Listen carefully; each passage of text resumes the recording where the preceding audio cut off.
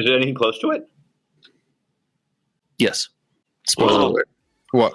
I lied. No. There's nothing close to it. It's crazy. God, Louie, you've become a lot more gullible the last 2 I thought maybe...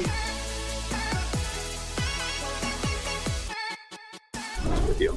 Say that again? I have another secret sauce. I just want secret sauce all over every episode, and I want to bathe in the secret sauce. All right, let's go. I also want to say it's like, as you guys know, Bo Jackson was at the National. Did y'all see this? I saw this. Yeah, Bo knows who to go to for all of his card needs for distribution, Play Network. He chose Cardio. Of course, Cardi.io. Now, let me know when you're recording. I don't want that secret sauce stuff in the top of the episode. Let's go.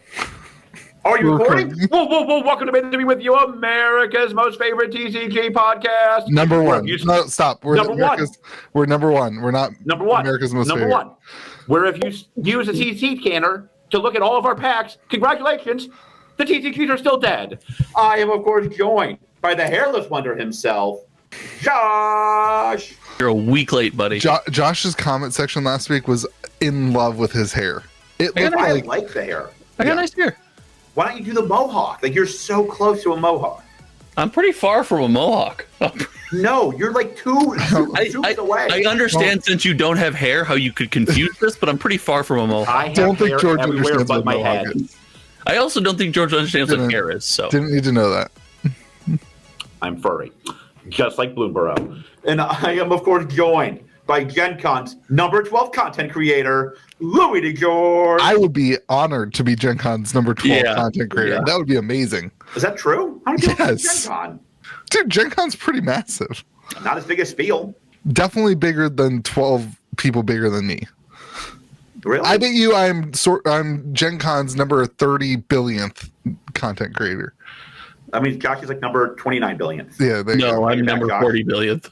We are at Gen Con right now as people are listening to this. That's awesome. There. You can find me the sorcery table. Josh is driving on the interstate. If you're listening to this on your way to Gen Con, take a look out your window because Josh is probably out there driving to it. But buddy, I'm there already. Are you teleporting? I have to drop somebody off at the airport at 4 a.m, and I'm leaving for Gen Con afterwards. That sounds like a call I would not pick up.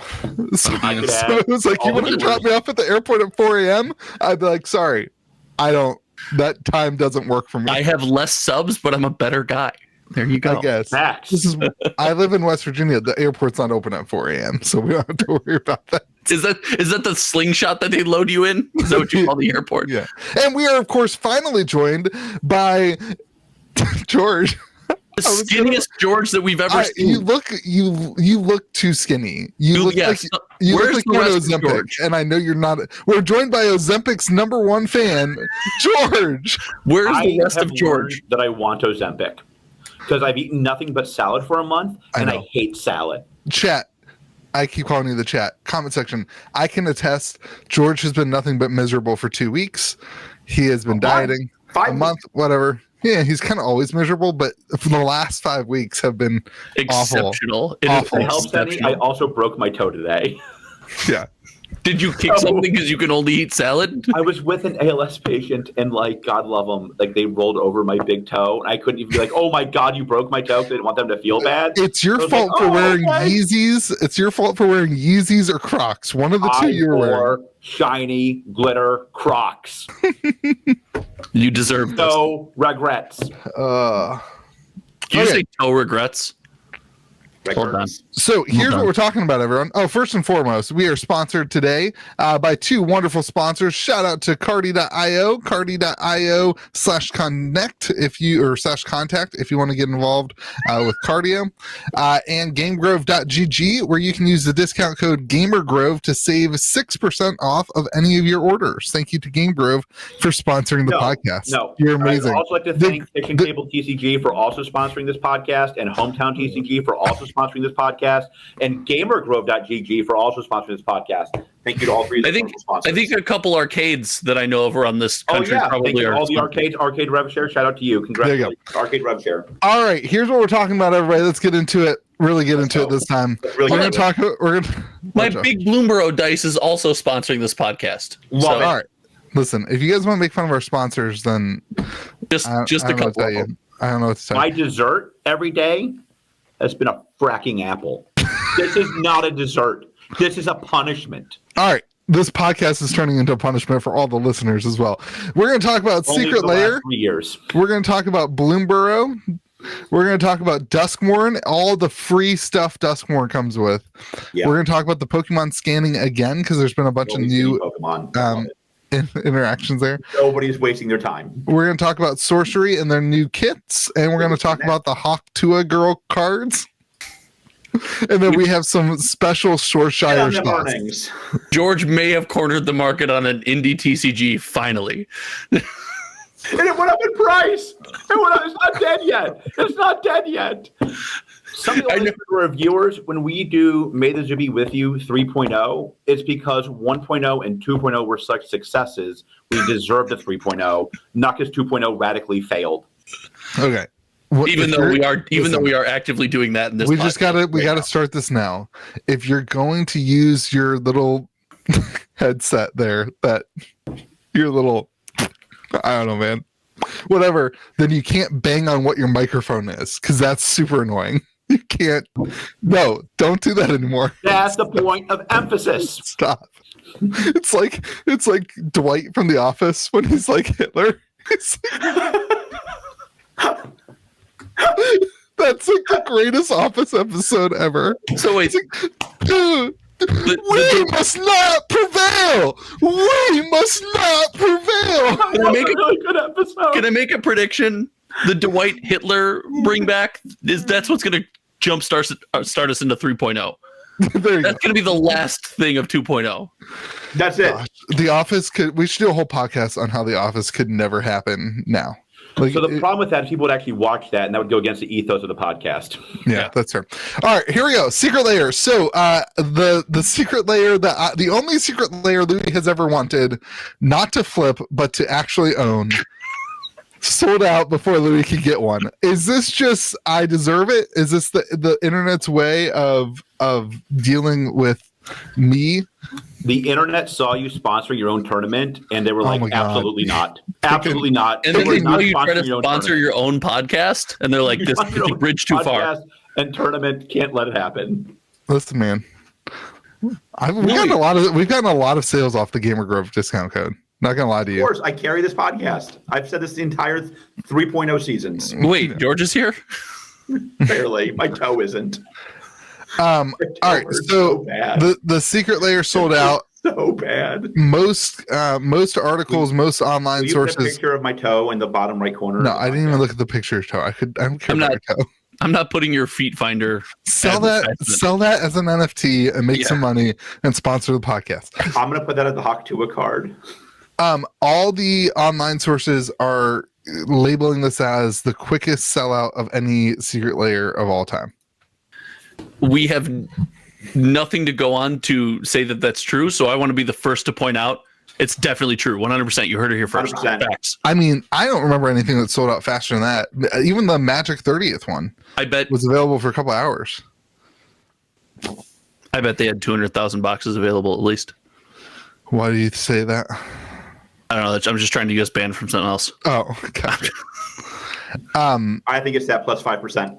So this is everyone's upset. First off, I'm not upset. I actually like that they are limiting Secret Lairs. I think that this is the way to do Secret Lair. I think that it should be something that if you want bad enough, you should be punished for not being there when it releases. I do have some caveats to that. Listen, Louis should get one.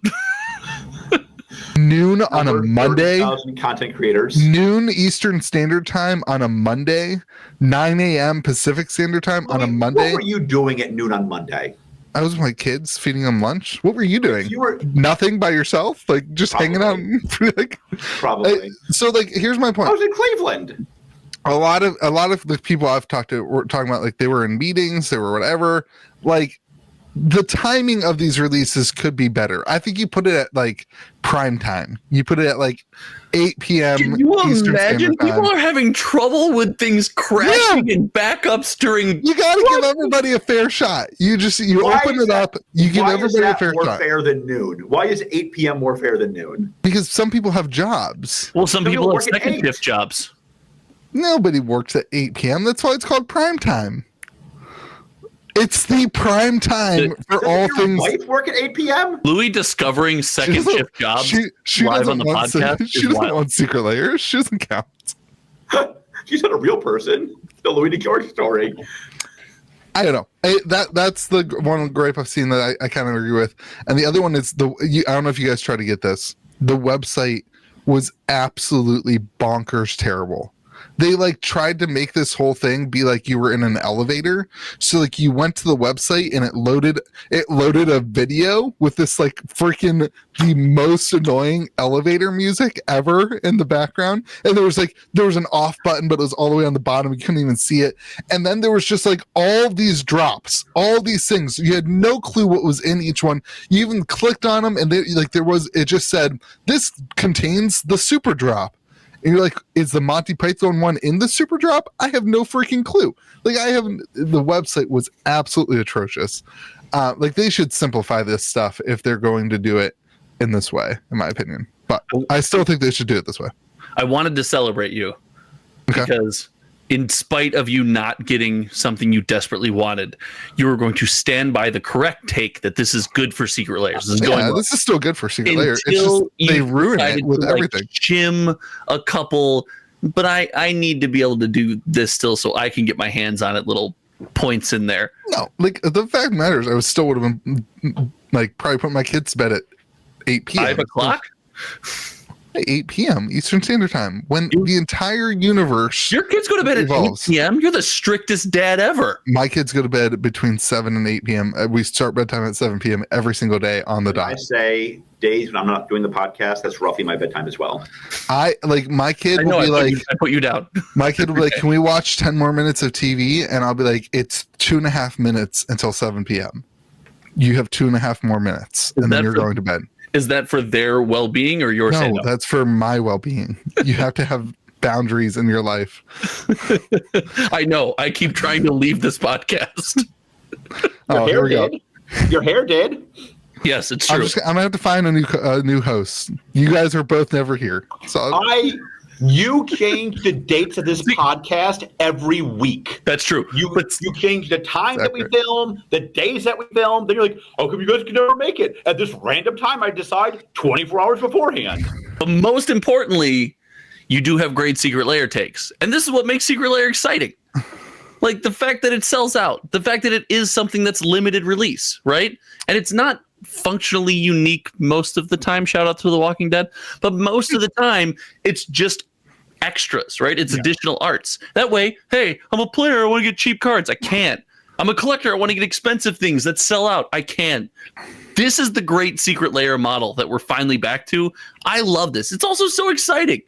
Like Magic Internet's a buzz every time something like this happens. It's so much fun. This is a net positive. Can I tell you what I wish this was though? I wish directly. No, I can't take this take. I don't actually remember who said it. I said that this should have been in Bloomburrow as a special slot, just like in Lost Caverns of Ixalan Jurassic Park was in the slot. Wait, that made sense though. It kind of makes sense. You got the bunny, right? The bunny okay, all right. So you got the bunny. The rest of it's just funny, and the whole movie revolves around the bunny. How you were Bunny's obviously the main point. That's true. I don't know. I think it would have been cool. Can you imagine opening these in a pack? Can you imagine how much this would have pumped Bloomburrow if these cards, the demand for this was? But that was my take. Here's the better take, which again I don't remember who said it. But this should have been a full-on unset as secret layer, at first draftable. Secret layer set made. Did we say that on the podcast? Well, we said that last week. I said they should, because Monty Python's probably not big enough to go deep enough and make. You should just combine a couple 100%. Things. Princess Bride, Monty Python, and a couple things, and that makes an unset. That makes it draftable. You can make 300. Yes, cards. Louis, for you and the 7 hardcore fans, it would be very exciting. 100. You can't make enough of the cards when there's not enough demand for the cards. That's not true. George, based on what are you this talking being about? The number one fastest selling out secret layer of all time. Yeah, I don't think people want to unset for this. The 7 cards. Yeah, you would need to combine it with another IP. This and the Princess Bride crossover as an unset Maybe throw one more in there. No. Throw a Bill and Ted. Throw a Bill and Ted in there. As soon as you put something I don't care about, I don't want this. Like, But we already got Socrates in Assassin's Creed. Bill and Ted. Oh, I'm in. Sold. Princess You Bride. you don't like Bill and Ted's Excellent Adventure? I mean, not really. Not as much as I like Monty Python. What's the Harry Potter thing? It's been cool, guys. I want my secret layers to be full. What's the Harry Potter? The crossbreed in Harry Potter. Mudblood? Mudblood. I don't want my secret layers to be Mudblood. I want them to be full blown one set. Can I say that Mudblood might be the best insult anybody's ever written? It sounds super derogatory. Like saying it out loud. I don't want to say Muggle. You muggle. Muggle sounds. I'll say muggle. I don't want to say the other one into a microphone. It sounds. Ugh. I know. I want my secret layers to only be one genre. Like they want to be very pure, one solo focused genre. I'm with you. Yes. Well, one genre or one IP? One IP. Okay, because like genre, you could throw other things in with Monty Python like I wanted to. No, I just want to feel that. If we're gonna do it that way, I want to feel that. So, but I do think these will come down in price. They're already selling for like $200 on eBay. What are they going? What did they sell for initially? $30 and $40 for foil. That's better than Hawk 2 was doing. Yeah. Josh, your brain dead ones did pretty well too. They sold out pretty quick. Those are sweet. That's the one it's my biggest regret. I was working. I didn't get anything. Yeah. I wanted those ones. Yeah. I don't know. I like the way they did it. I think maybe it's a supply issue too. Maybe they just underprinted. Or maybe it's not an issue. A popular thing sold out fast. No, it's good. All right. I got on and then it was sold out. Like I added it to my cart and then I had to wait and then it was sold out. But yeah, that's the thing that sucks. And those is when you get to add it to your cart and then can't check out. Like, no, I got so excited. I had the ray of hope. So close. Yeah. All right. Next is Bloomburrow. Pumping. What's your data saying, Josh? Pumping. It is by far the best selling standard set this year. It's not close. Interesting. It's not close. It's not close. No, it's crazy. Is there anything close to it? Yes. Spoiler alert. What? I lied. No. There's nothing close to it. It's crazy. God, Louie, you've become a lot more gullible the last 2 I weeks. thought maybe he had data on Lost Caverns of Ixalan because I think this is he doesn't listen. You know this. That's true. He does not listen or read text or show up on time for the podcast. Those are the 3 things he will not do. That's pretty accurate. I showed up on time for the podcast this week. Only because we changed the time for you for the 3rd week in a row. We also changed it for everybody else who wanted to record the podcast because my computer is the record button. So I don't know what else you want from me. I offered that Josh record the podcast, and he said, "What? You want me to edit your podcast for you now, too?" And I said, "No." You really got butthurt over that? I just wanted to record it. I can hear Josh saying that. Yeah.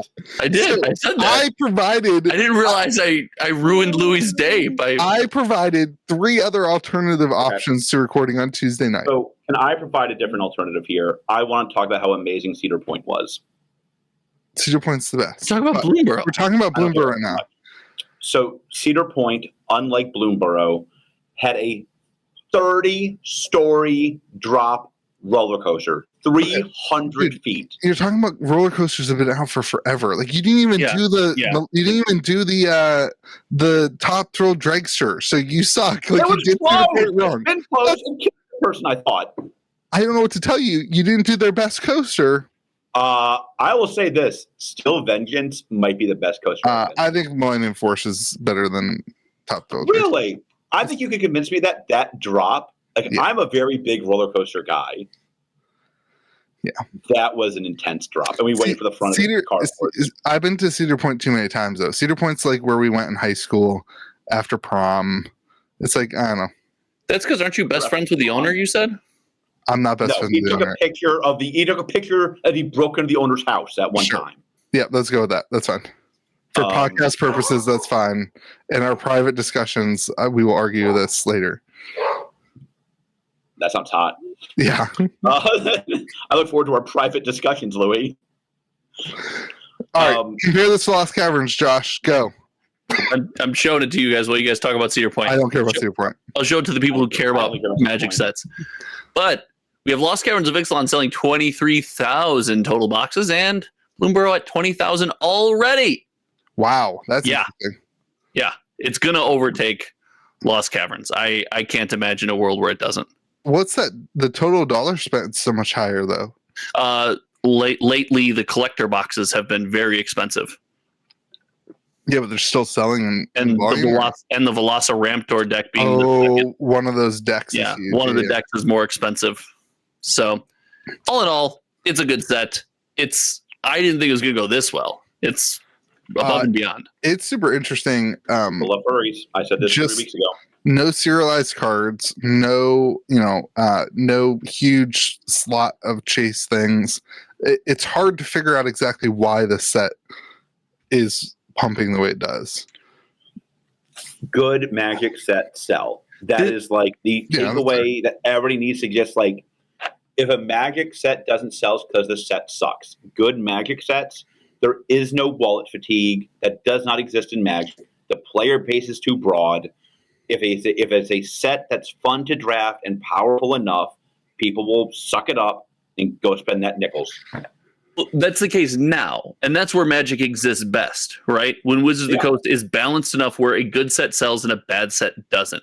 We are coming off an era where that wasn't the case. It was just every Magic set, Pokemon, right? Every single one of them came out and just crashed in price. Well, the print runs, they have greatly reduced since then. Yes. They've gotten things under control. They're realizing they can't just print a trillion boxes. And this is where Magic lives best. 2.0? No, this is like Magic 45.0. They get more than one version a year? There's a different product in every set. The booster packs are all different in every set. It's like every set is a new point for Magic. Love it. Love it. Good point. Well argued. Collector boxes doing well. My big surprise has been play boosters. 142 on TCG Player. Still at the same price. That's crazy. I thought for sure. Because, I mean, it doesn't benefit Wizards of the Coast to short print play boxes at all. I thought for sure these would be coming down to the 120s. Guess what? People just want to open the packs, draft the set, see furry creatures. We sold out in store. I had 0 play boosters at like an hour after pre-release started on Friday night. That's crazy. Pre-selling because I had on Friday I knew that was happening, so I called my rep and I ordered more. So we were started pre-selling them, but we sold out on Friday night of every box we had in the store. We kept awesome. one box for single packs, but I gotta say, I visited the old game store. I used to work out with a buddy of mine. His dad started it, and then we would run it after school. And I bought a Bloomburrow bundle, the 9 packs. Having 9 packs in there is pretty sweet. Yeah. I actually enjoyed the bundle experience. I really did. The bundle's nice, has a cool little die. This thing is huge, dude. It's massive. Again, when you compare this set to Lost Caverns, the Lost Caverns set had the Jurassic Park card in there. It had the die, and it had the lands. It's super interesting to compare this set to Lost Caverns. So, but here's what I want your take on.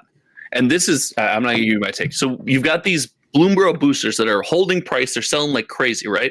Mm-hmm. The regular cards, majority of the stuff you pull out of play boosters, almost no value. It is difficult, extremely difficult right now to get your money back out of a play booster from card value. Hold on. But collector boosters are fairly balanced. They're doing pretty well. Do you think this is a good space for Magic to live in, or do you think this is an exception because people love Bloomburrow so much?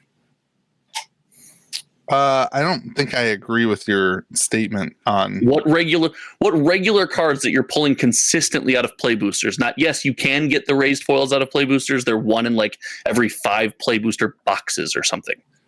Yeah, I mean it's a little hard because TCG Player makes it so difficult. But you can get like, I mean, All I'm right. looking at all the borderless cards are all more than that. They're all more. There seems to be a good chunk than, of value in the $5 to $10 range. There's some stuff in the $5 to $10 range, but the borderless, like the full art, the borderless stuff is harder to get out of play boosters. Look at the pull rates of those things. They're not coming out of Bloomburrow play boosters like they used to.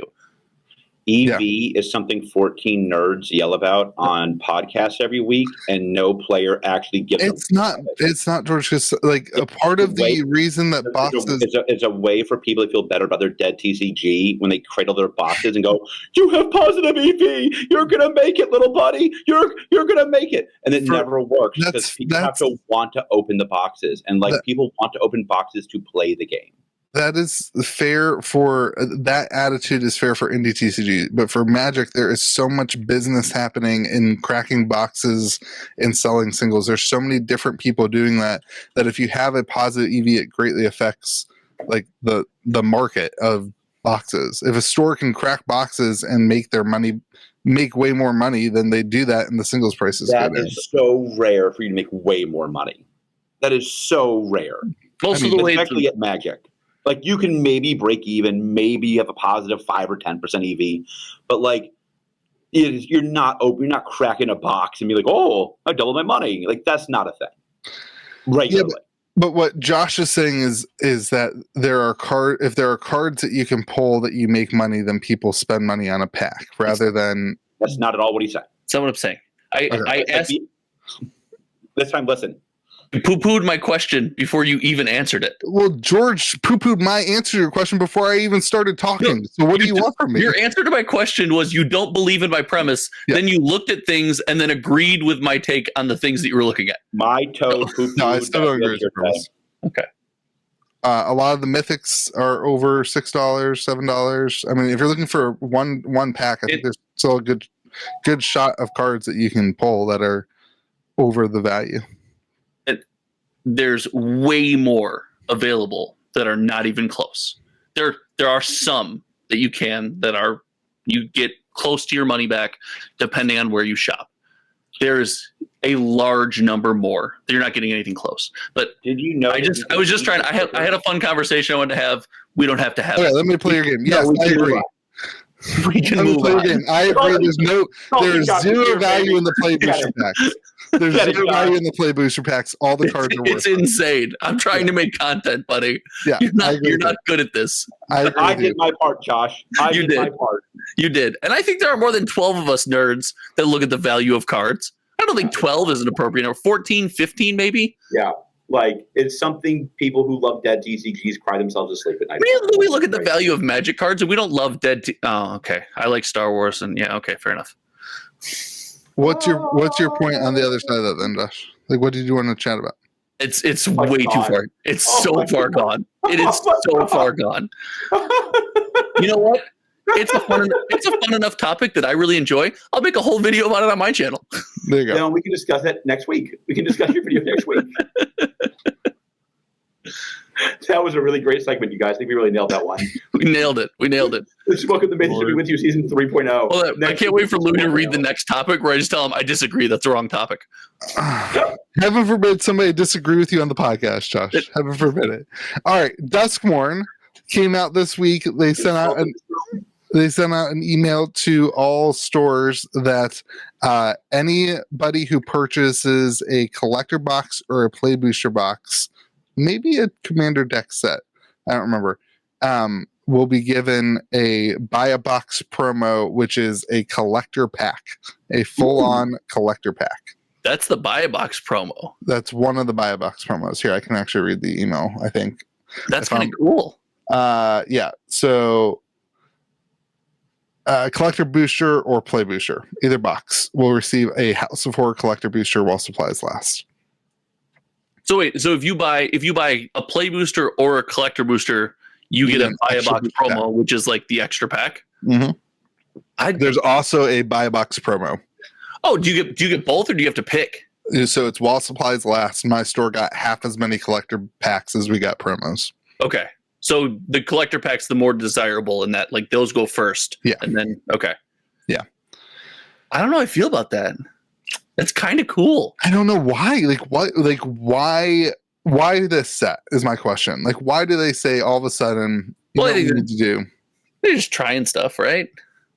You don't think getting the idea of like you always buy a play booster, you buy the draft booster, whatever. I think it's great. Listen, and you get a collector pack, like first one's free. You know, we'll sell way more boxes because of this for sure, right? Like this will we'll sell way more boxes for sure.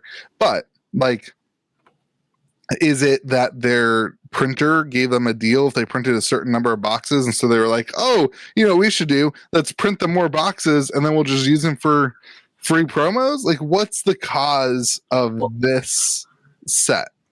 Well, okay, you're in a world where Wizards of the Coast maybe prints too many collector boosters on a set-to-set basis, on average.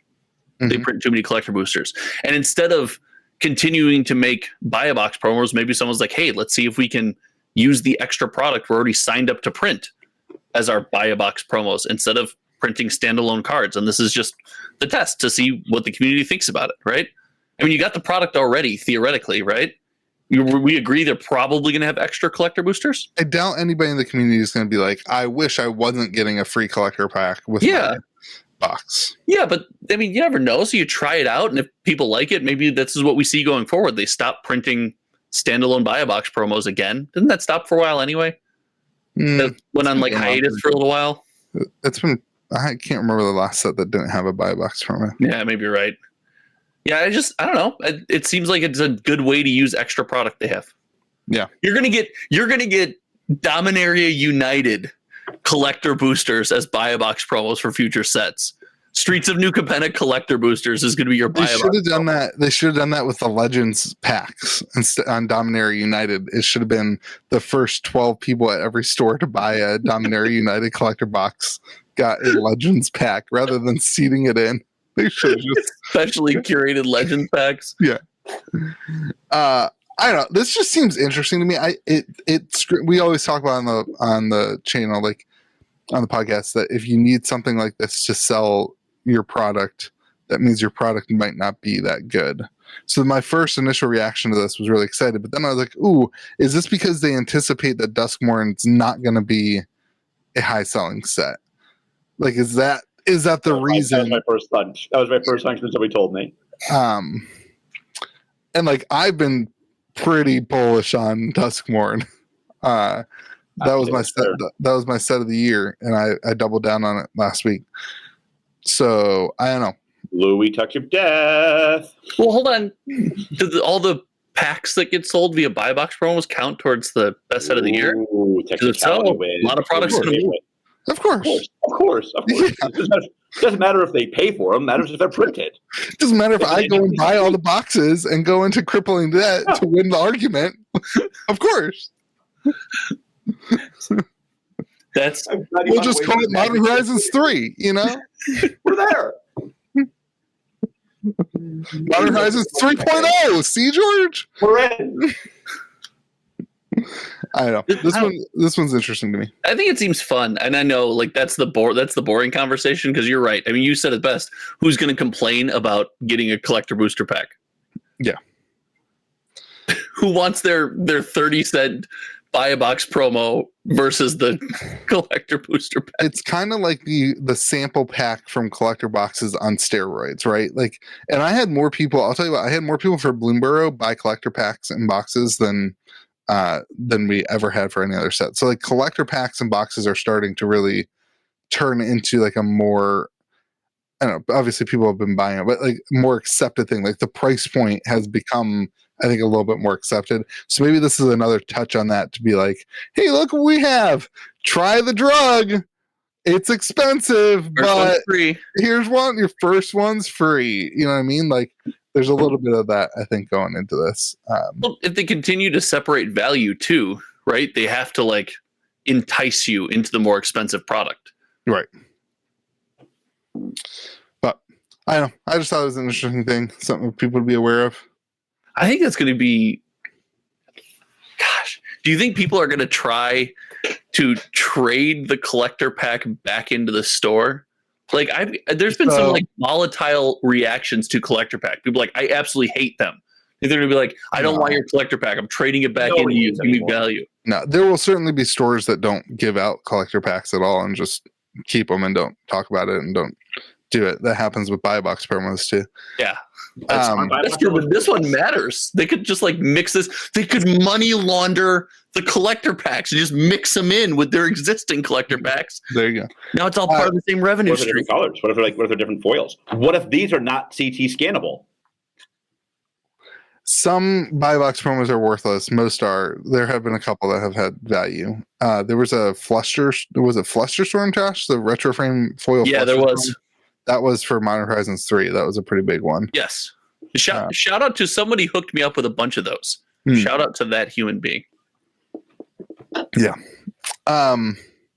So I don't know. This one's interesting.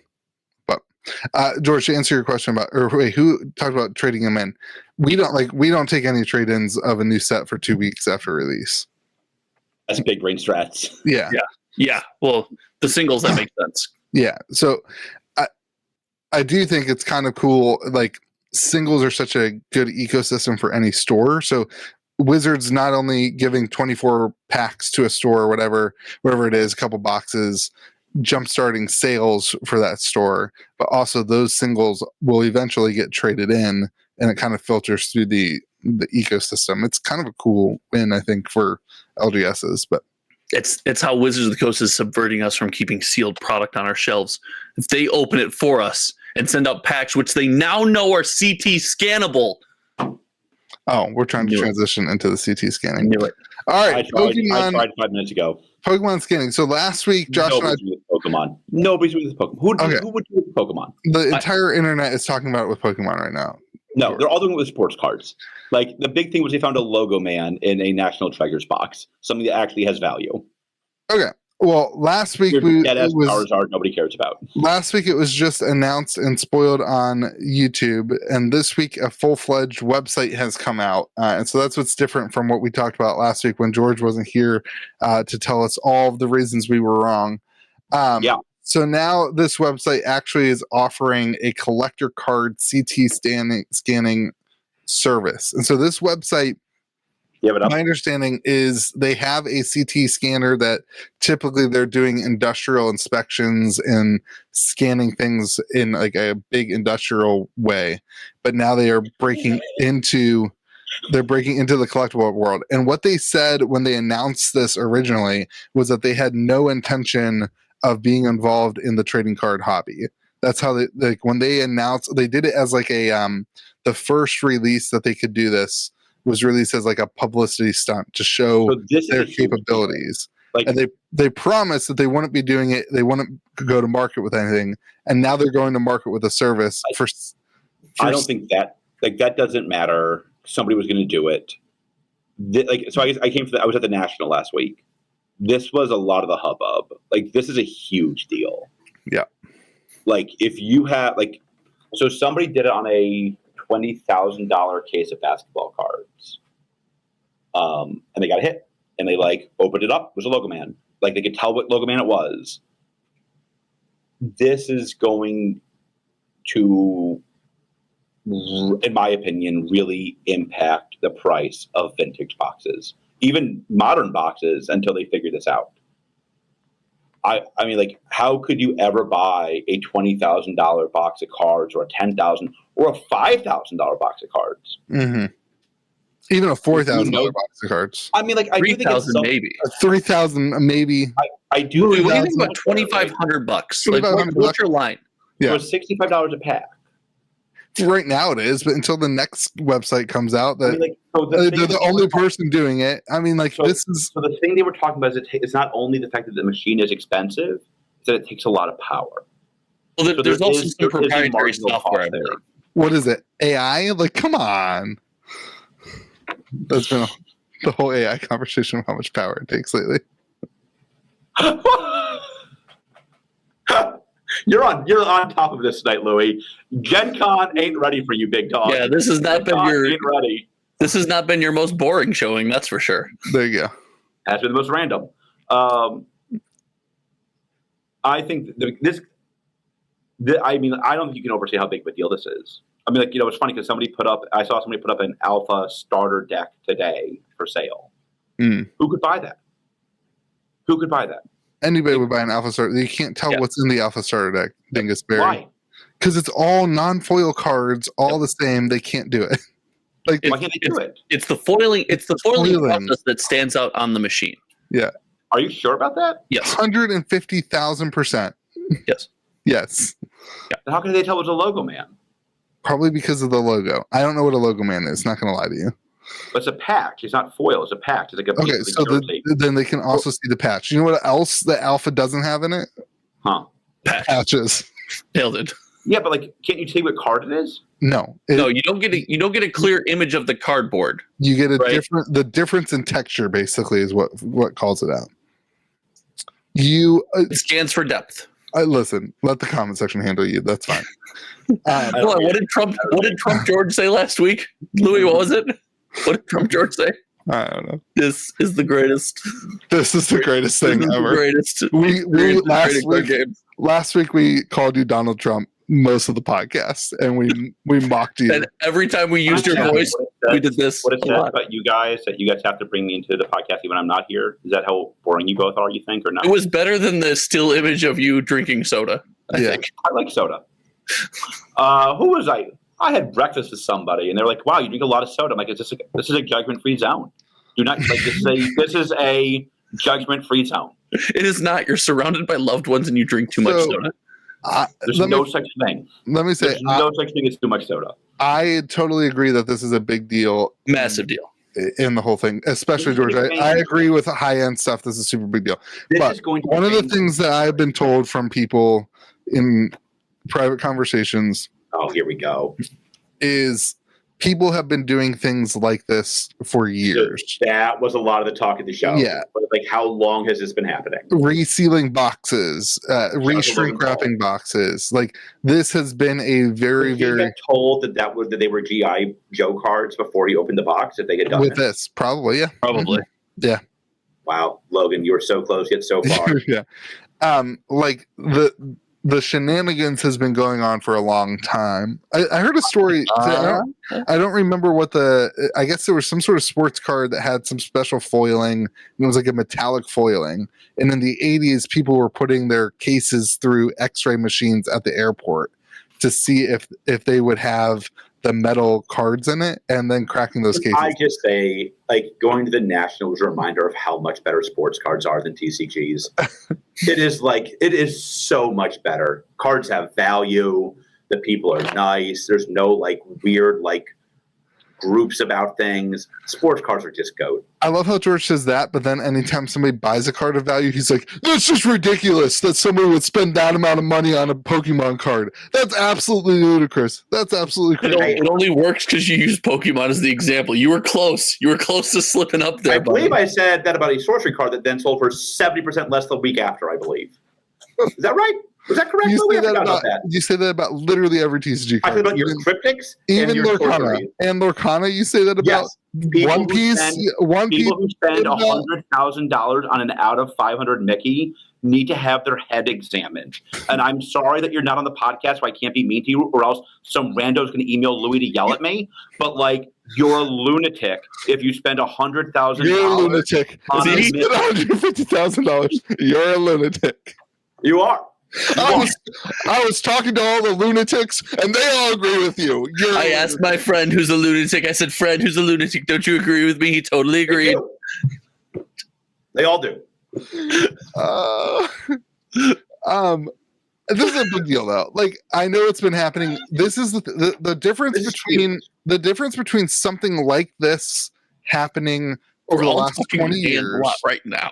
And where we are now and where I think we'll be in 3 years, which is like this service costs $100 to get a whole box scanned and you get a CT image of your whole box. Like, eventually we'll have that technology. The difference is that it opens it up to the general public. You know, we talk about like pack weighing. Like, everybody can weigh a pack. You can go online and figure out what the pack weight of a Lorcana Enchanted is. Sure. And you can buy your booster box of Enchanted, whatever, and you can do that. Everybody can do that. This will become now something that everybody can do with expensive products. That's not to say, like, I don't buy the narrative that like everything's dead now. Like there's ways to circumvent this, right? Well, like, let me finish my point. The cards and TCGs still have incredible value. That is my new favorite part of the podcast. Let me continue. The cards in TCGs still have incredible amounts of value. Let's pretend that you can use this to scan a box of Magic to get the serialized card, which I think will be very easy to do because the serial is it's a raised texture thing right now. Maybe they change that because of this, but that's what it is. God, I hope not. You can do that, and you can spend the money to scan and whatever, but the boxes without that still have value because there's still cards in the packs that people want and buy. It's not just serialized cards or bust. And then the other thing is, like, let's pretend you play the game, right? And you can go on. Wait, what a terrible take. What a terrible take. Because saying that the boxes still have some value is, yes, that's obviously true. They're not totally worthless. They're called dead boxes for a reason because they're dead. Like, there's not a hit in them. People will never pay as much for a dead box as a live box. If you don't believe me, ask Cryptic. I agree. That was way better. You guys could have left way harder at that. You're both dead to make continue. You're both dead at Cryptic. It's still too sad and baffling that even happened, if I'm being honest. I no joke have a text from somebody asking me right now if I had a box of Cryptic Genesis because they want to draft it on Christmas. That's what they want to do on Christmas is draft. What did they do wrong? Why were they bad this year? And I had to say, I don't know if I have any boxes left. I actually don't know. I might have sent them all to Josh's filler. I got a box for you, buddy. It's all in loose packs. Actually, I don't anymore. It's been going out the door to people who make orders. Like, they're dead boxes. Of course they're going to be worth less. They're not worthless technically, but they're worth a lot less. I think we are a long way away from being like, let's pretend Bloomburrow had collector packs or had serialized packs. We're a long way away from eBay people being like, this box has a serialized card and this box doesn't. But your hypothetical was exactly that. You put forward a hypothetical where normies can go and do this. And then you said that the boxes aren't worthless. And I was like, yeah, that's technically true, but who cares? It's worth a lot less. But you're also saying that what my point had zero validity, which that the cards are not worthless. It's not a dead box. It just doesn't have a hit. It's not a dead box. How much would you pay for a collector box that you know had no hits? It doesn't have no hits. It doesn't have the hit. It doesn't have a serialized card. But the thing is, you could know more than just the serialized card in some games. For Magic, yeah, maybe because a collector pack, right? You have everything as foil, and the one thing you're looking for is the raised card. So yes, you could get a collector box that still has the mythic that's valuable. What kind of foil it is? What? I have no clue what you said. You're 14 feet from your microphone. You can probably tell what kind of foil it has on it too. Is it a vintage frame or not? I don't think so. Why? Because it has different kind of foiling on it. Oh my god! It has the veins. I love you. I love you too. I'm not saying that for you. I'm reminding myself. Before this podcast started, I prayed that I would die before the podcast started, and for some reason, I'm still here. God answered your prayers. God did not save me from recording this podcast with you. You're in hell. So are the viewers if it helps any. But there are games that maybe people don't play that are going to be hit more than Magic will be. That's like, I think that's a very valid statement. Like Pokemon, I think has a huge hit here. I think sports where you have like the mega sports hits. Is the big one. That's I agree with that. My point is for Magic, it's less of a deal. I think for Sorcery, this could be a huge hit too. Like. What? I'm with you. That was the headline at the National, was how will this affect Sorcery? Yeah. You're right, because nobody on the podcast cares about that. It would also affect Cryptic. Because they have the special foil. Leave a comment in the comment section if you ever have opened a single sports card pack on you listen to our podcast. Wait, hold on. I think that's pretty much everybody. Like when you're a kid, you get nobody who watches this podcast cares about sports. Absolutely. You should have opened a sports pack. Absolutely put in that comment section. It's too bad at the National somebody didn't pick you up for their sports podcast. Absolutely. Maybe that's because they heard your takes. Maybe that's actually put in the comment section if you've ever opened a sports pack. Let's see how this goes. maybe that's because they've heard your takes on this podcast. Yeah. Oh, I almost said something there for you. This is big for sports. It's big. Deal.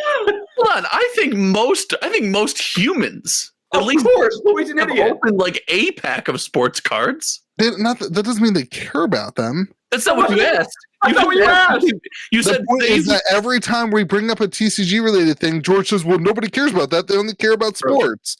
And everybody who listens to this podcast is here for TCG content or are bantering. Those are the That's what they're here for. Nobody cares about the sport. If they came here for TCG content, they would have unsubscribed within the first 30 My seconds. point of is the they episode. your guys bickering makes a good point, though.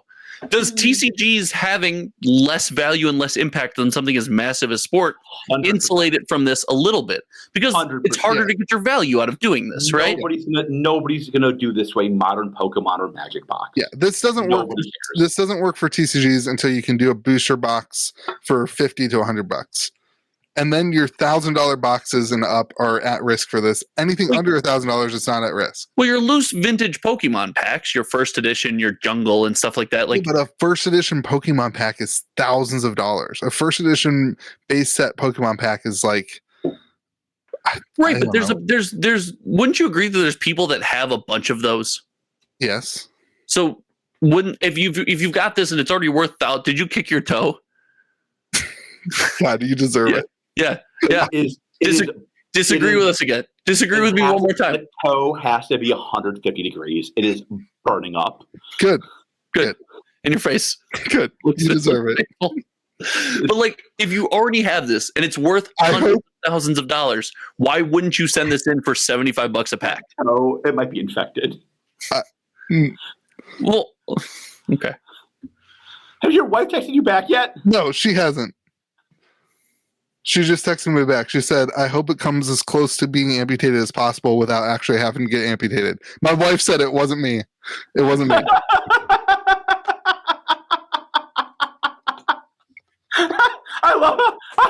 I love when we fight and Josh gets uncomfortable. It's my favorite. You're Mitch. Oh no, I stopped listening. I'm sorry. I wasn't fighting. I Louis you. My wife has not texted me back yet. My God. You definitely don't do anything with a broken foot, though. You just don't bump it against a table. Yeah, don't kick stuff. Can I go to the doctor? You should No. probably take a break from soccer. Yeah. Definitely no rigorous activities that would bump your toe. Yeah. You're gonna have to take a full, Yeah, you're you're gonna gonna have take a full break. full week off of anything Full rest, movement-wise buddy. with your body. And you know what? You need to let your team know. Let your teammates know. Hey, you gotta be on the bench for a little while. Yeah, any extracurriculars you're not going to be able to be involved in. Gotta be on the bench. Yeah. DNP coach's decision. God, I love this podcast. I love it so much. I'm glad you lost all that weight. Okay, here we go. You're not the only one.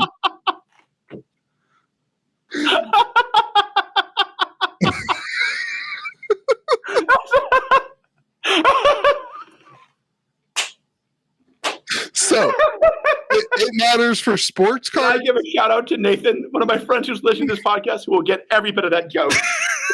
I love that nobody else will. There will be 3,000 people that listen to this podcast. 2 people got that joke, and then me and Josh. That's it. I was about to say, not shout out to Nathan until he upgrades his phone plan. We're not shouting that man out. He's paying 10 cents a text. Move Not on. happening.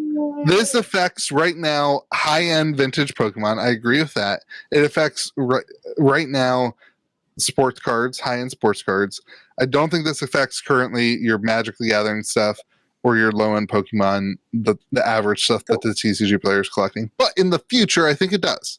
So let me shoot you this, Louis. And this is the one example I could think of for Magic. 7th edition booster packs, I think, are like $120 to $150. Yep. And some of those 7th edition foils are very valuable, Right. really expensive. In a couple years, when 7th edition packs are more and more expensive, at what point does it become like, okay, I'll scan those, I'll find out. So I think where this is where that box scanning is so important. I don't think loose packs matter. Like, nobody buys loose packs. If you're buying loose packs right now, if you're buying a 7th edition loose pack right now, it's already been weighed. Certainly they didn't have that figured out back then.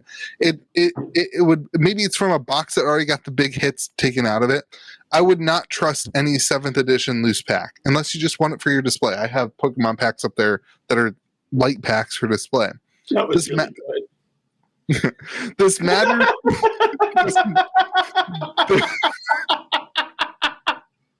This matters.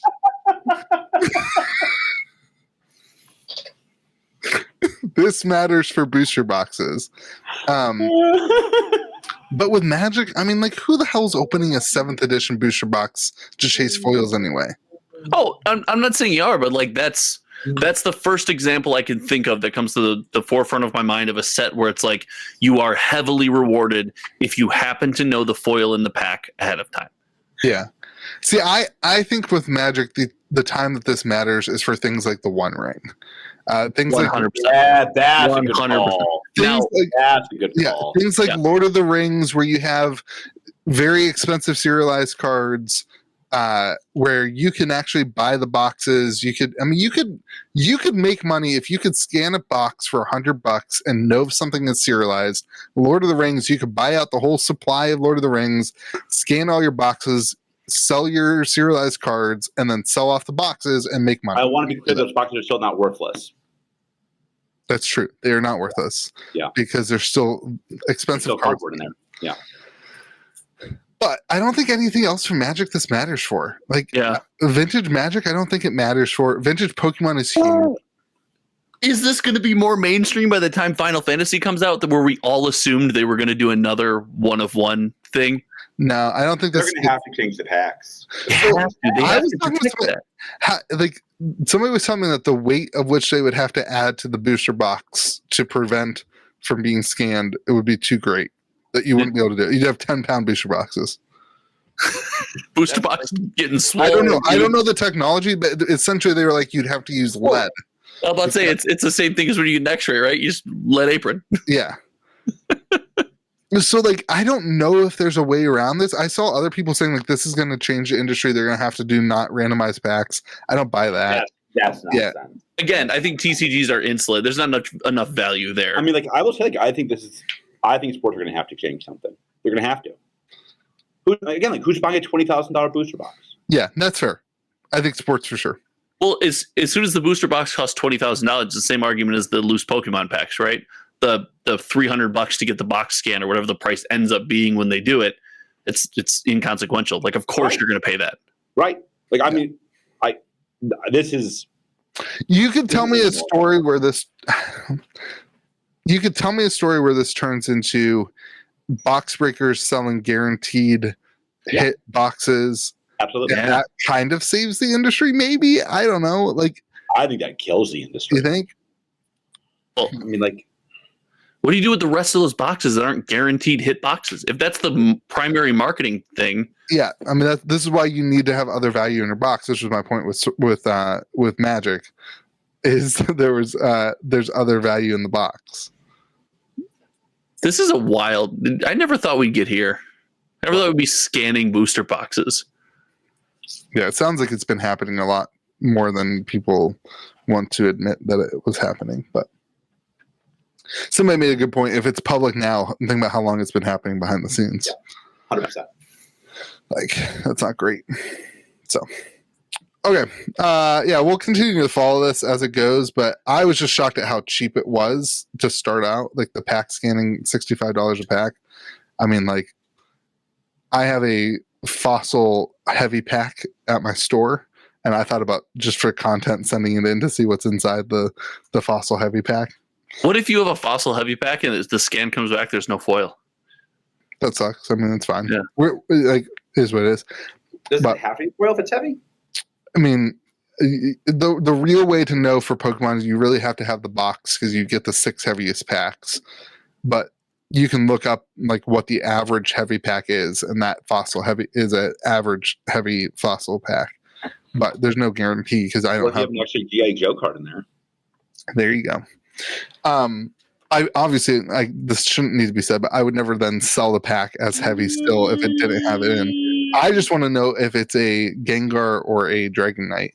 Then I would open it and grade it. So now you have to open the pack then. That's the next step. That's the next step.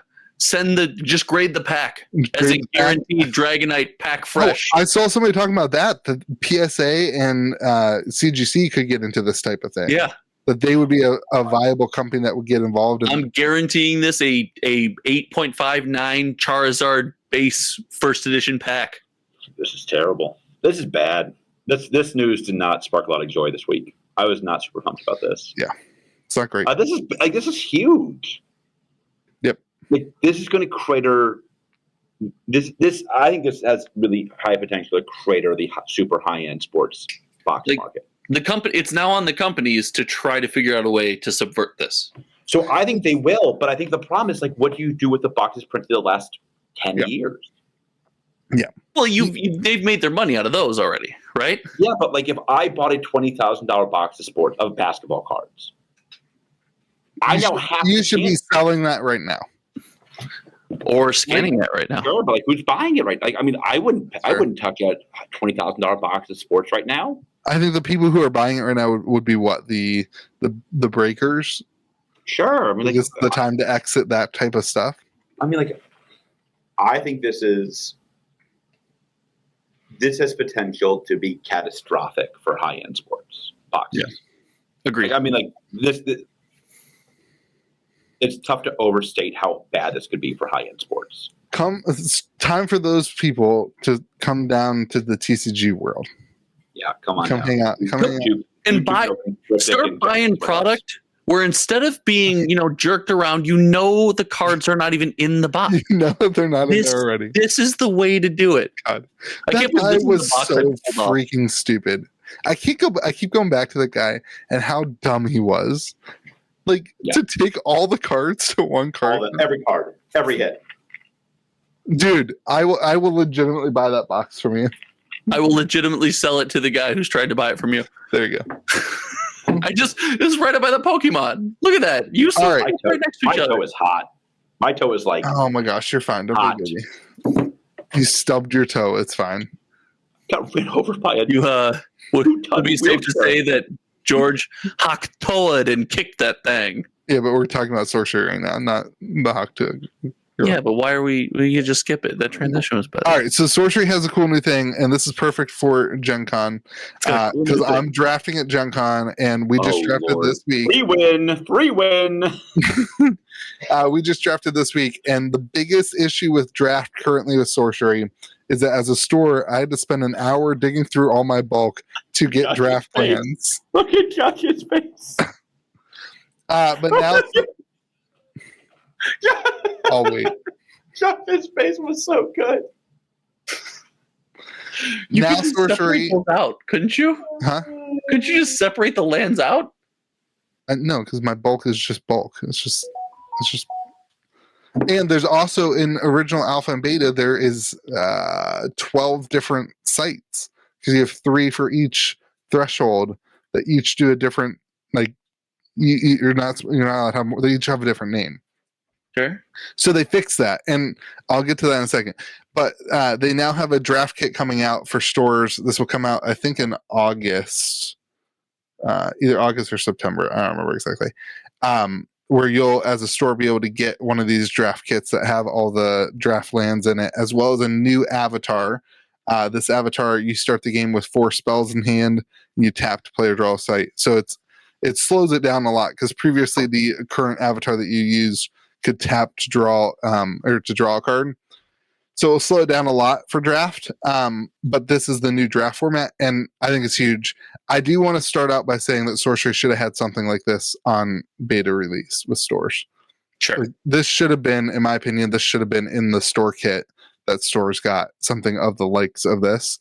But better time than now. No better time than now to fix it. So the atlases are all just basic sites. So it just provides you, just like a magic land now, it just provides you the threshold, no abilities, no special things, which will radically change draft if you move this way, that site then becomes actually important when you're drafting, which is really interesting. And then I assume that this has been tested for Arthurian Legends and that they have some shenanigans built in with that. Shenanigans. You said it twice now. Third time. I love that word. It's a good word. I swear, if you say shenanigans one more time, I'm gonna pistol whip you in the face. You didn't see it the first time? The first time you should have said shenanigans, I went, Such a good movie. Of course, they have amazing artwork on them too. So that's what I don't think that matters that much. The artwork is good, though. I want to put that on the record. I don't think that's a big deal that the artwork is good.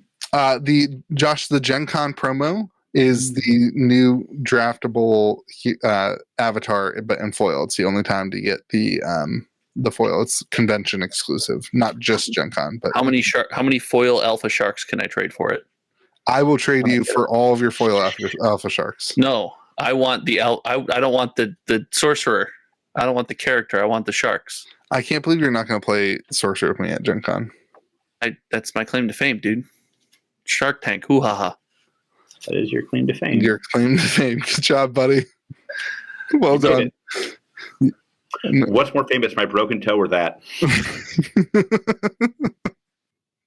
People are traveling across the country for an event I'm sponsoring with this shark. Oh my god! And me and my friend sent you a picture. We opened our box of the shark. Yeah. You opened a foil shark? No. Oh. You opened just a shark? Yeah, it was a beta pleb shark. Ooh. It's a picture of Josh. Is this in our group chat? Nope. It's in me and Josh's group chat with my friend. Wow. I've been replaced. In my defense, I wouldn't have noticed. I wouldn't have known. We know. I don't know if that's in your defense. I don't think you're using that phrase right. No. Yeah. Anyway, I'm excited for Gen Con. It'll be interesting to see like the different things, and Sorcery will be there. Josh and I are gonna do something from the Sorcery table. I don't know what it's gonna be. God, Simon, you have to not let them do this. It is the funniest content. It's going to be way more awkward if we're at a table 20 feet from the sorcery table with the sorcery table in the background. If you block off the table and they can't enter it. It's going to be way more awkward when we're standing recording at the table. You could prevent Josh from doing it. I would be fine with that. But I'm gonna do some form of content from the table, whether or not. If one of us is getting stopped forcibly, it's not me. No, you're a rule follower. Yes, you nailed it. I see. Like if they were like, you can't do it, I would just be like, all right, I would wait in line. Then I would get to the line and I would start recording my video from the. That would show them. That's not following the rules. Good for you, Good for you, Louis. I'd wait in line and do it the way they asked me to. Yeah. And did a selfie. Yeah. Anyway, I'm excited. I'm drafting on Thursday night. So if you're playing against me yesterday, I hope you let me win. So that go easy on me. Oh, Louis, congrats on winning that whole entire draft event. That would be amazing. That's what you told us. You told us you won the entire event. The chances of that happening are very slim. I'm very bad at drafting. What are the odds of you winning a game, do you think? Oh, it's got to be pretty good. I've drafted twice now. I think I've actually got a pretty good. It's got to be pretty good. Louis winning a game? He's winning a game. That's how I went in our event this week. I went 5 for 6. I won 5 out. No, that's not true. I won 4 out of 6 games. And that's in Sorcery. No, that's not true. I won 5 out of 7 games. And that's in Sorcery's #1 community. The fact that you changed the number of games you played and victories 3 times. Well, it wasn't rounds. George, wager, George, on Louis winning a game. No, I think I'll win a game. You just give me odds. I will gamble. I will bet for myself. Give me odds on. No, because I know you. No. You can't be trusted. You'll be like, I need to win this for the podcast. You know the podcast. No. You watch me. I'll give you here. Let me sign one of Josh's sharks for you here. No, you'll tell them. You 100% would game the system. Yes, you would. If you can't look in the mirror and admit that about yourself right now, you're not as close. I promise, on my word. If I get caught cheating, you can have the channel, Josh. I know you want. Pass. Hard pass. Please no. So what's my odds? Is this my hell? What's my odds? No. What's my odds? I'll put $100 in. Louis? How many games of Sorcery is in this draft? How many rounds? I don't know. I have no clue. Okay, George. I think he'll win. Oh God! But what if it's a 3-round event? He has no idea how many games you're playing. How could we possibly know anything? Because I think I could get you to bet 2. I could say he'd win 2 games, and you would say he wouldn't. But my risk is if it's a 3-round event, I think I'm winning the whole thing. I want to put money on that. I want to put 100 American. I'll put Bitcoin on it. $100 in real money in internet gold. $100 in internet gold on me winning. Can we? Before I want to make that bet, I want to look and see how many slots are left. If it's a 16-person event and there's 2 people in it, I don't know. I want to make that bet. I want to put money on it. Come on, somebody give me odds. Wait, that you're gonna win the whole thing. The whole thing. Got it. Done. Yeah, y'all bet you $100. You don't win. No, I want odds on it though. No. What odds? I don't want to bet you $100. No, fine. What odds do you want? 10-1. No. 5-1 How many people are on the? How many people? I have no clue. I don't know any You of just said it's info. sold out. Yeah, I don't know how many people. I just know it's sold out. I'll give you 3-1. No. 4? No, I would do 5-1. That's low. Wait, you're not going to split the I difference? actually regretted saying 5-1 because I didn't want to go that low. Because there's no shot in hell I'm going to. I'll do 5-1. Great. I'll just take it out what I owe you. That's a very quick concession to gamble and concede in under 3 stole seconds. my money and boxes. Yeah, that's a hell of a concession. Oh, so good. Louis, if I bring a cryptic pack, will you fist it open? I'm gonna need that money to pay for my Xray, Louis. If I bring it, will you do that? Will you just for old time's sake? I cannot wait. I wish I was a fly in your hotel room tonight when you go to get in bed and you have to put that foot under the covers. You have to rub your gross chair rolled over bleeding foot over all those covers. Dude, and then I want to be there when that poor cleaning lady has to. Was like, who got murdered in this bed? Dude, this toe is not looking good, man. This toe is looking rough. This toe's not looking good. Matches the rest of your life perfect. A, I look great. B, I might have to go to the doctor after this podcast. The doctor's going to tell you not to walk on it and give you some antibiotics. Yeah. I think the antibiotics might be the important part of that sentence, Louis. I'm not gonna lie to you. Can't you just have somebody write you a prescription? No. Oh, I'll call my doctor. Yeah. Okay, I'll call my doctor. Where do you get the Ozempic? Just ask the same guy. God, we need to double down on George losing weight via Ozempic so that people think that's how you lost it. This is like fitness YouTubers that get super jacked. They're on steroids. Show your blood work. Yeah. Come on, Liver King. I have no problem showing my blood work. Come on, Liver King. Show your blood work. We can't give George the satisfaction of actually losing the weight without doing the hard work. You had to cheat. Of which I know because I've had the conversations with him of him being like, I should just get on Ozempic or I shouldn't get on Ozempic. Blah, blah, blah, back and forth, snip, step. And the pride of him losing weight, we can't give it to him. We just can't let him have that weight. Welcome to the business to be with you. Yeah. This is my dessert. At least put some peanut butter on it. That has calories. So there's an apple. Walmart, 85 calories. Sure. I went to Walmart to get apples tonight because I knew I'd wanted dessert. That's my life. And hold on. That's my life. You hate yourself so much that you're like, I have to eat an apple. Let's choose the more sour, less delicious version. This is the best apple. No, Green apple is the best apple. That's a terrible take. What? Great take. That's an awful take. Green apple is best apple. In his defense, it's the first time he's eaten fruit in his life, so maybe he doesn't know what a red apple I is. have unquestionably, no doubt, had more fruits and vegetables the last 5 weeks than I did the last 5 years. Not even close. Not close. It could be 5-1. It could be 5-1. Like, George's digestive system is so confused. No, nothing comes out because the body's using all of it. It's amazing. Kim Jong George. There's a steel trap in there. Okay. They said I have to worry about my gallbladder, but I don't believe gallbladders exist. But I think I'm okay.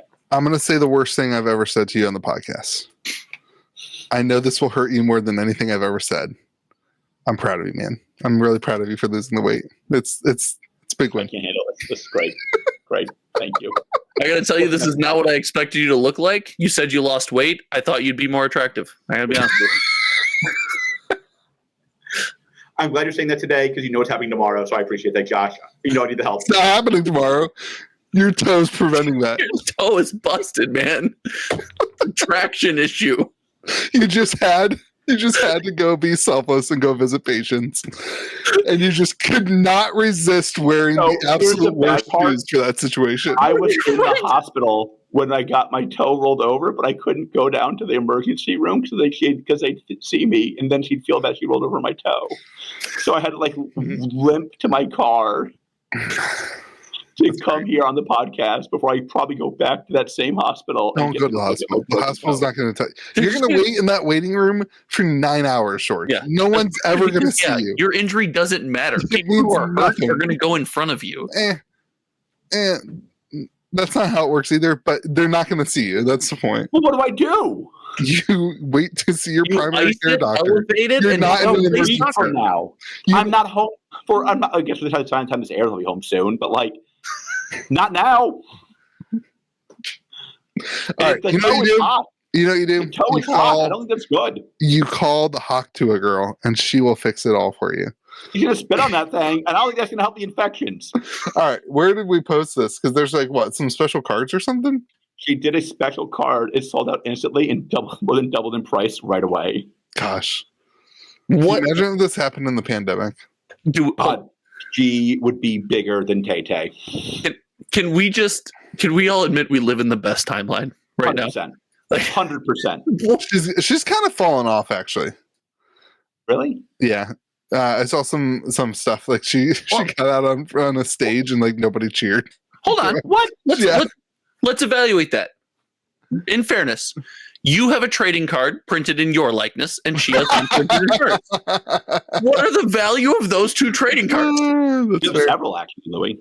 I don't think I have several. I think I just have Genesis, and you have Legions. Oh, you also have Genesis. So you want to go there? We'll go there. Also, it was your idea, Mr. Genesis will never die. We have to do Genesis. It's still alive. You can kickstart it right now. How's Cryptic doing? Wait, you can kickstart Genesis? I thought it was already the phrase kickstart doesn't work. It doesn't mean anything anymore. I gotta look that up. I didn't know that. Genesis TCG Kickstarter. What's worth more, all the cards with your guy's face on it? I think you just lied to Returns with Metamorphosis. Oh, what were you saying, Louis, about lying to you? I thought you were lying to us. Say it again, Islan. Say it out loud. I thought you were lying to us. Yeah. Oh, they changed the card back. That's silly. They had to. That's never a good move. They had to. Shout out Dragon Ball Z. They're also doing full sets of things. Correct. No wonder they didn't reach their goal. Oh, is it done? 16 backers. Four of which were George and his old. I don't want to. Sorry, I don't want to. Let's go back to Hawk to a Girl. Hey, let's go back to happiness. Where'd she go? Stop kicking that while it's down, George. Genesis spit. She spit on that Genesis thing. Where's Hawk to a Girl? Where is she? Siri, show me Hawk to a Girl. I don't know. I lost her. But please don't have the search results for that pulled up right now. She's gone. She's gone forever. Also, you had her 15 minutes of fame. Do you know how many questionable search results you just created on iPhone sitting on desks right now? There she is. It's all right. Why I have an Android. It's all right. If they use Google, the search results won't pop up. Anymore. Okay, Google, show me how to do a gurgle, girl. Show me how to do a gurgle. Go his head right in the gutter. Freudian slip, sorry. I think I got to go to the doctor after this. It hurts. Okay, so what are these actually selling for? And wait. She sold these for $100. Don't you remember the Donald Trump NFT trading cards? $100. You could get yourself 5 Star Wars promos for that at Gen Con. Wait, by the time we're at Gen Con, Louis, at the end of our Gen Con trip, what's worth more? The Star Wars promos or the Hawk to a Girl? Hawk to for sure. I don't even know if the Star Wars promos are going to be worth the $100 that we would pay for them at the end of Gen Con. Star Wars is cooked. Yeah, dude, those promos, that's going to be bad when you can't sell those for what you paid for them at the Star Wars booth. I want to look like how shocked I am that Fantasy Flight and Asmodee couldn't produce a game that would last. They should have been free cards. Again, done by this. Again, you guessed the other direction. Yeah, that's a good argument. You did. You were wrong too. Just No, more right I than the wasn't. rest of us. They just were all on Amazon. They overprinted. They just didn't send them to you bozos. I think I'm not going to fight George on this one. I kind of feel like George is going to be more right than wrong. Hold on, whoa. I told my friend, did you hear this? He said he heard this. He said he's more right. We are both wrong, but he is more wrong also. He's wrong. It's the most wrong, maybe. Gosh. Nothing. I just thought of something I can't say again. Tell your wife to take you back my bloody stuff. She doesn't care about me. She doesn't respond to my attention. She's working. She's got This things is how to it do. feels. Tell her it's your toe. By the way. All right. Yes. Send her. Did you send her the picture? Yeah, this is what my toe looks like, honey. What should I do? I don't know where your toe is at, furry. God, that is so far across the line. I think we should try it. I think that would be good. That would be great content for the podcast. Let's do it. Did you guys see that Tay in Germany? They all sat like on the hill a mile away to watch the show. They had 28,000 people on a hill to watch the show. Can you imagine? I don't know what you're talking about. What show? The Tay show, the Eras Tour. Who? And they had, can you imagine having an indie TCG for 5 years and being like, God, I hope I can hit hill numbers of Tay fans? Ooh. That's the dream. That's the dream. If I keep my head down and I focus on my work, in a decade, I can have as many fans as stood on the hill for 5 hours in 90-degree heat to watch the show from a mile away. I love when George compares TCGs to things that have zero correlation. Like, not even the same. They both have number of fans. Yeah, that's it. They both have numbers of fans. Correlation. And most of the people there probably have 10 toes, unlike me, who will have 9. How do you know you're talking to a political science major 101? Comparing things that have zero comparable assets. I majored in economics. Ooh. Okay, George Shire sauce. George, you want to go first? Or you want to hear mine? I don't remember mine, so you should probably go first. I also know yours. Let's do mine. Yours is Twinkies. Twinkies. Somebody bought vintage Twinkies to speculate on. First of all, I want to give a shout out to that guy because I love that level of degeneracy. Who is this guy? Darren Ravel. Wait, hold on. How did this come across you? This has not that many views. I follow him. Okay. It's only got 8 reposts. Like, this is close to you. This is like a friend? No. Okay. So he bought. Did you buy the Twinkies, George? No, but I want to give a shout out. Did you stub your toe? It's George's alt. Did you stub your toe on an old sterile Twinkie? It's so broken and it's so hot. It's gotta be. I think it's infected, man. I'm not gonna lie. I'm like pretty sure the toe's infected. Oh, this is a guy from the National Sports Collectors Convention. There you go. They're friends, 100%. 1 year, I bought a Tiger Woods signed lap dance ticket. That's amazing. This is the level of degeneracy you can only get in sports. I purchased Shaquille O'Neal's college ID from LSU. There's Bruce Springsteen's health insurance card. It's so good. All right, so now he buys the lap dance card is scannable. Now he buys the oldest Twinkie. Yeah. How do you prove that this is the oldest sealed Twinkie? That's what I don't think you're going to be. Like right now, it's the oldest known one right now. There could be others older. Okay, somebody purchased it for $1,000, and he bought it. He sold it to him at a profit. He doesn't say what he paid. What a wussy. Okay, how do you? Oh wait, hold on a second, Darren. How do you come out and tweet and brag about buying the oldest Twinkie and then not tell us what you paid for it, Darren? Leave my friend alone. Leave my friend alone.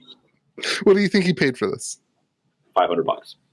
It has to be over 1,000. He says he had him sold it for at a profit. Let's go 1,500. He made $500. Love it. Okay. How old of a Twinkie would you eat? Hold on. Like what year of a Twinkie would you look at and be like, I can't eat that? You guys know my answer. Here's the problem. If you eat the first Twinkie? Yeah. Yeah, me too. I will eat absolutely anything for a bet. That's like a thing that I have in my life. Like you were that kid? I am still that kid. I am 100% still that kid. You pay me money, you bet me money to eat something, I'm your guy. All right, now I found something I can't say on the podcast. Would you rather eat the first Twinkie or an apple? I forgot you were not eating sugar right now. I actually don't like Twinkies. I actually think Twinkies are like one of the worst. I would devour a truck of the first Twinkies before looking at an apple. Twinkies just kind of they taste like nothing, and so that's why an old Twinkie doesn't bother me.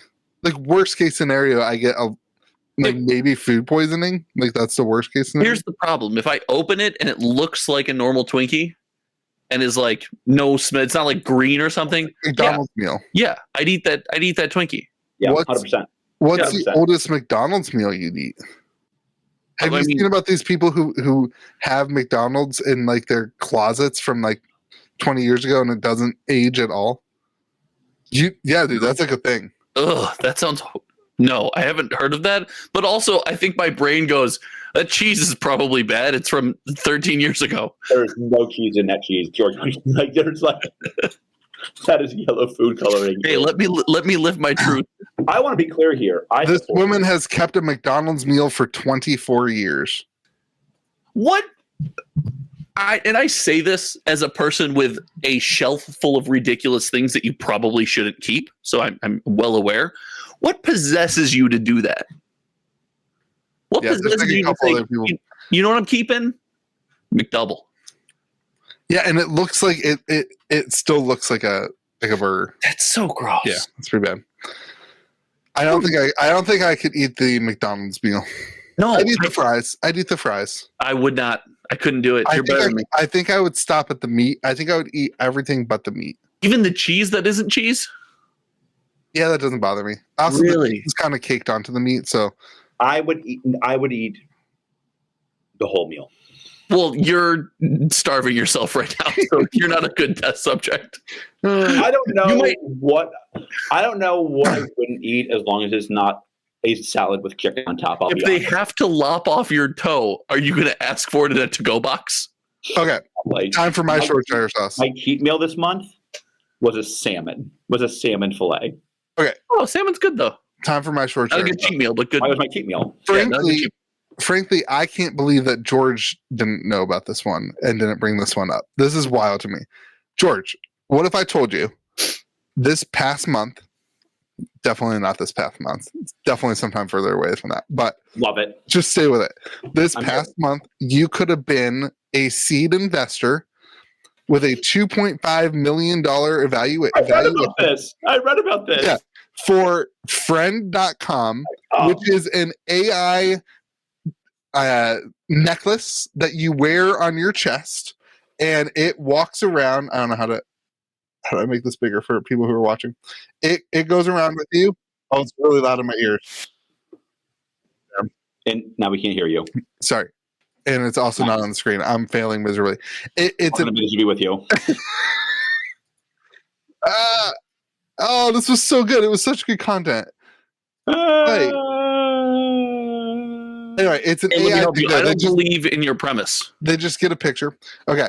They just get a picture. And it listens to everything you are doing and then sends you text messages of Is George there? Yeah. I'm always here. Sends you text messages of encouragement or makes fun of you for losing in a video game, or it's just like your friend. It just like interacts with you. Can I have my friend be like Josh and not you? Is that like an option? I already don't believe in you because you said it says encouraging things, and I've never had a friend do that. It does all this stuff. Now here's the deal. Okay, you invest $2.5 million with this guy. I read about this. And he spends 1.8 of that $2.5 million to buy friend.com. Can I just say that still went better than my AI investment? Because we don't even have a domain. We just have failure. Oh, I love the tagline is friend, not imaginary.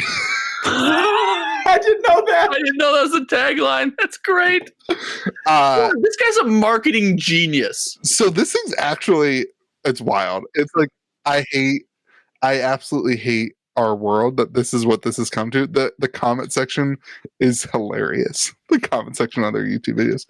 I gotta start just like consigning out my services. I could mock you. It's pretty wild though. A month, I'll send you. Like one of the things is podcast for free. One of the things is one of the guys is playing a video game and the thing texts him and says, "You're getting thrashed. It's embarrassing." Oh, it uses thrashed. Who would pay for this? I don't know, man. Another one, it's like they're watching TV and it texts them and says, "This show is completely underrated." You guys, somebody to talk to who doesn't have friends. This is why we have each other. Yeah, let's do this. Let's see. Why are we not doing this? For $10 a month, you get one text from each of us. No. Oh, we're gonna sell this to like. Yeah, why not? Let's start a service. We'll text people one terrible thing about them. Hey, your toes are ugly. The last My toe is ugly. My toe is ugly. How'd you know? The last $10, please. The last scene in the advertisement thing for it is a girl wearing the necklace talking to a guy, and she's like, "I'm always up here alone," and he's like, "But you have your friend with you, right?" And she's like, "Yeah, I have my friend with you." And it's like, "But I invited you up here." And then you think that she's going to ask the friend if she should date him or not.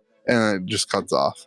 It's actually like an absolutely genius marketing video. Do you know how ticked off I would be if I was dating a girl or trying to date her and she says, "My friend necklace says you're not right." My necklace says no. My AI says no. Listen, I've been rejected by a lot of things. AI necklace has never been on that list. God, I love that we're laughing about literally the end of the world too. Like, absolutely ridiculous. Oh, it's so good. It's kind of this had George and Oliver. I cannot believe this did not come up in all of our discussions. This is like I could see you being like, "Why didn't I invest in this thing?" 100%. Again. It went way better than my investment in AI. Skynet's going to be a thing, right? Like we all agree? Yeah. Sure. Already is. Hold on. Do you know what Skynet is? We should just start a conspiracy podcast. That'd be way better. I'm fine with that. I'm in. Then George would be like, "Sports cards are way better. My sports cards have way more people than conspiracy theories." That's true. That's probably not true. There's no way that's true. There's no way that's true. All right, everyone. As has come to be the norm, we are at the end of the podcast, which means I have to apologize to you and say I'm sorry that you watched this mess. But thank you. If you know how to fix a broken big toe, put it in the comment section. Louis will tell me what it says. God, I hope you don't have that thing looked at till Friday. That would be amazing. If you have advice, you told me not to have it looked at. You know what's way more fun? List all the things George shouldn't do with his broken toe, and let's see if anyone hits the nail on the head. Hit it with a hammer. That would be a great comment, Louis. Crushed it. Everyone go buy things at GamerGrove.gg. Use the discount code. Use the discount code GamerGrove to save 6%. Thank you to GameGrove for sponsoring this podcast. You're amazing. And shout out to Cardio for sponsoring as well. Cardio.io. God, it's such a terrible name. Not a great name. Cardi.io/connect. Oh my gosh, wait. George, why didn't you guys just buy friend.com? What were you thinking? Here's the spinoff. Like the boring company, it's the broken toe company. I think I have to go to the doctor. I think you should. I should have gone to the doctor before you recorded the podcast. All right, everyone. Thanks for watching, for listening. This is going to be the first episode that is posted video on podcasts. So let us know if you like that. Spotify? I couldn't think of it. Nailed it. I almost called it Shopify. All these Shopifys. You know what? We'll put on Shopify too. Screw it. Be kind to the people around you. May the zoo be with you. May the broken toe be with you. My toe hurts.